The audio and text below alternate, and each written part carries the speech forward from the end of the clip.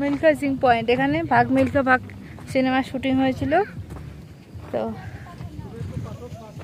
জায়গাটা খুব সুন্দর।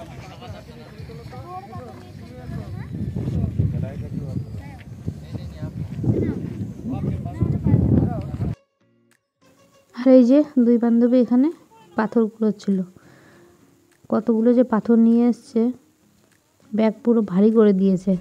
যেই পাথরই দেখছে ওইটাই বলছে এত সুন্দর, কি কিউট, কি সুইট বলে নিয়ে ব্যাগের ভেতরে সব ভরে নিয়েছে। আর ওই করে মানে 1 কেজি 2 কেজি তো হবেই, মানে এতটা পরিমাণ পাথর ওখান থেকে নিয়ে আসা হয়েছে আর কি। আমাদের আর এটা রাইড করা হলো না, ইচ্ছে ছিল কিন্তু করা হলো না, কারণ কেউ সময়ের অভাব। হ্যাঁ, সময়ের অভাব একটা বড় ব্যাপার, আর কেউ পাচ্ছে না আর কি। ওরা ড্রাইভার দিচ্ছে না, টাকা নিচ্ছে কিন্তু আলাদা করে ড্রাইভার দিচ্ছে না, ওই জন্য আর হলো না। এমনি ফটোশ্যুট করছি, করে নিয়ে এবার আবার রওনা দেব। আর ওখানে যেতে যেতে মাঝে মাঝে এমন মনে হচ্ছে যেন আমরা মঙ্গল গ্রহে পৌঁছে গেছি। মানে চারদিকে শুধু বালি কাকড়, আর পাহাড়গুলো একটু অন্যরকম ধরনের ছিল। মানে প্যাংগংয়ের দিকে যতটা এগিয়ে গেছে ততই ওরকম মনে হয়েছে। কিন্তু আকাশের মেঘগুলো এত সুন্দর লাগছিল দেখতে, আর যেখানে যেখানে মেঘ আছে সেই জায়গাটা করে পাহাড়টা দেখো, সেই কালো কালো লাগছে দেখতে।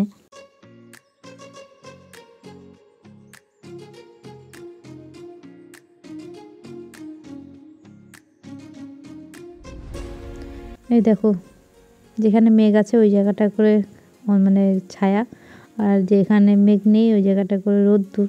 তো ওটা দেখতে আমার বেশি ভালো লাগছিল।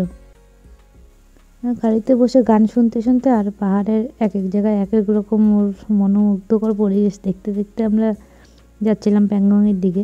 তো যেতে যেতেই একটা জায়গায় অনেকক্ষণ ধরে আমরা দাঁড়িয়েছিলাম, কারণ ওখানে রাস্তার কাজ চলছিল।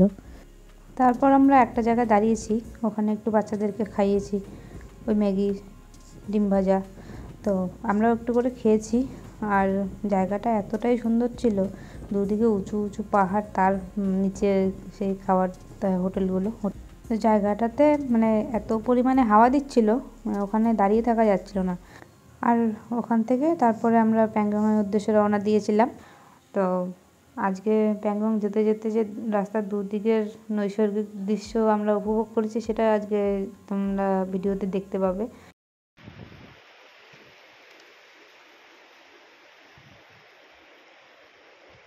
এইদিকে আসো।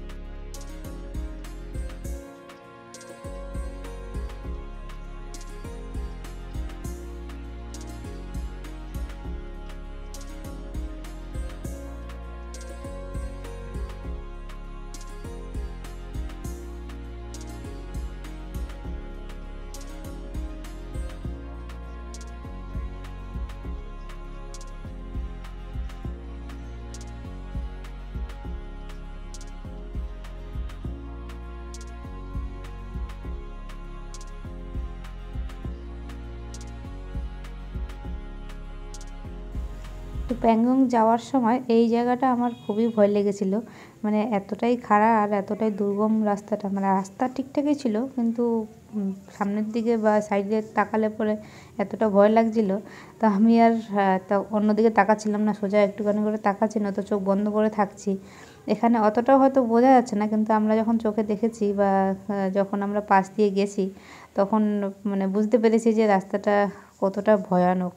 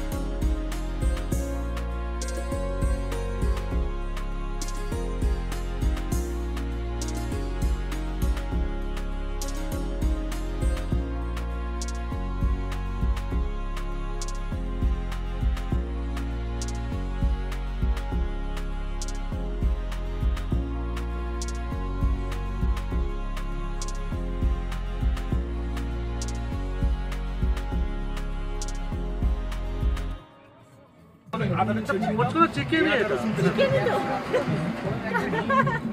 কি চিকেন, দেশি না মুরগি? আরে মুরগি মুরগিকে বলে ফেলেছে, তার মানে দেশি।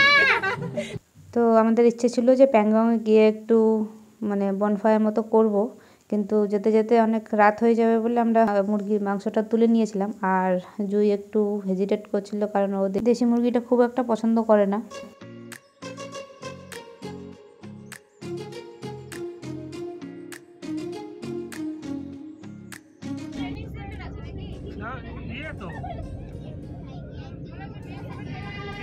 আর্মি সিয়াচেন ওয়ারিয়ার্স আছে না, ওদেরই ক্যাম্প আছে এখানে। ওখানে একটা জিনিস আমার খুব বেশি ভালো লেগেছে, যেটা হচ্ছে মানে পাহাড়টা এক এক জায়গায় এক এক রকম, মানে 2 কিমি 3 কিমি যাচ্ছি তার মাঝখানে পাহাড়টা অন্যরকম হয়ে যাচ্ছে, বা আরেকটু যখন এগোবো তখন আর একটা পাহাড় দেখতে পাবো। মানে পাহাড়টার এত রকম রূপ আমরা দেখতে পেয়েছি যে সেটা আমার বেশি ভালো লেগেছে।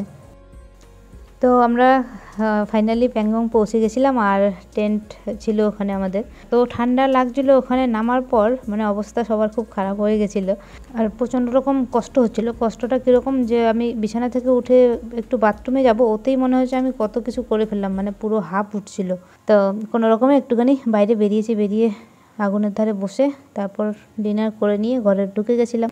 আর ওখানে সেদিন চিকেন রান্না করেছিল আমাদের যে দাদা, মানে ওই যে সনদদা ছিল, উনি রান্না করেছিল আর চিকেনটা খুব ভালো করেছিল, কিন্তু ওটার ভিডিও আমি করতে পারিনি, মানে ঠান্ডায় এত কাবু হয়ে গেছিলাম যে আর ভিডিও করার মতো আমার অবস্থা ছিল না। কোনো রকমে একটুখানি খেয়েই ঘরে ঢুকে গেছিলাম। আর ঢুকে গিয়ে তো রাতে একটু সমস্যা হচ্ছিল সবারই, রাহি একটু অক্সিজেন টেনেছে, তুতুনের জন্য একটু নিয়ে এসেছিলাম, কিন্তু ওর কফ উঠছিল, কফটার জন্য মনে হচ্ছিল দম বেরিয়ে যাবে এরকম লাগছিল।